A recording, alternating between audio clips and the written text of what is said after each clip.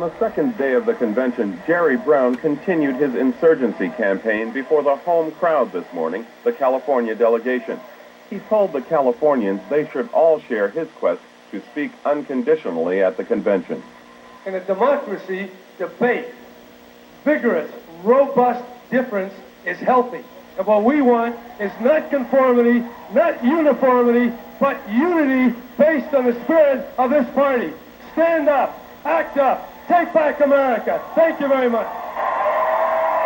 The focus on Brown by the news media has grown more intense every day, aided by a Democratic convention that lacks drama. And we don't want the idea that we have to somehow buy our right to speak. Brown began his convention campaign last Sunday with a Central Park picnic in the rain to rally his delegates and supporters, who are increasingly referred to as the true believers. You're the only candidate speaking the truth, Jerry. We worked hard for you in Binghamton, New York. We'll keep working for you. Okay. Binghamton, 3 hours a week. Thank God for you, Jerry. Mr. Brown, thanks for sticking up for unions. I appreciate it. Among the true believers, Robert Fiesler, head of the Brown delegation from Ohio. Robert, what did your candidate just say, and what do you think about it?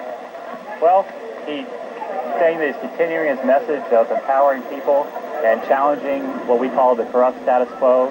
He's pressing his humility agenda to reform the political process. He's talking about his platform and progress, which is a comprehensive document as compared to the wishy-washy words of the Clinton platform, and we're marching forward. And this time I'll call Robert Fiesler. Faring better with speaking engagements than Jerry Brown has, Fiesler yesterday managed to get on the agenda to appeal to his fellow Ohio delegates. Unless we are involved, then the ticket will not go anywhere. And we have the resources, and we want to be involved. Later, Fiesler and the Brown delegates from Ohio caucused and sounded ready to fight for their candidate. Hey, my name's Mike Parsons, and I'm an alternate from Akron, Ohio, and I'm going to be extremely upset if that river-polluting governor of Arkansas doesn't give our candidate the opportunity to address the convention. Fiesler was among most of Brown's 600 delegates attending a strategy session yesterday afternoon. So was bubble-blowing Michelle Gray from Arizona. The talk here was of potential demonstration tactics to be used inside the convention hall. I'd like everybody that has any doubts to save your voices.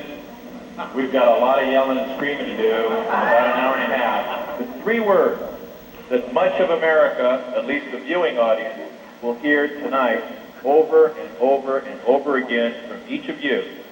Let Jerry speak. Let Jerry speak. Let Jerry speak. Let Jerry speak.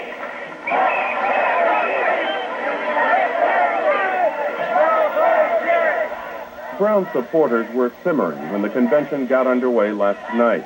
They were angry at party chairman Ron Brown when they learned that consideration of Jerry Brown's minority report had been put off until Wednesday, and that no endorsement, no speech had become the official policy of party leaders. Brown himself made a brief appearance just off the convention floor and took many of his supporters away with him. Those who stayed tried in vain to interrupt Chairman Ron Brown. I'm hurting this morning. Brown's followers in the Arizona delegation were still reliving last night at this morning's regular delegation meeting. It was supposed to contain the Rules Committee report, which it did, and they just affirmed it. And then the next thing that was supposed to happen was that the minority reports were supposed to be presented. And what they did was they severed that portion somehow and moved it to Wednesday. Oh, it is Wednesday. Former Massachusetts Senator Paul Tsongas, who won the Arizona primary back in March, was the delegation's guest speaker. He was sympathetic to the positions of both his former rivals. And he should have the right to speak. And I think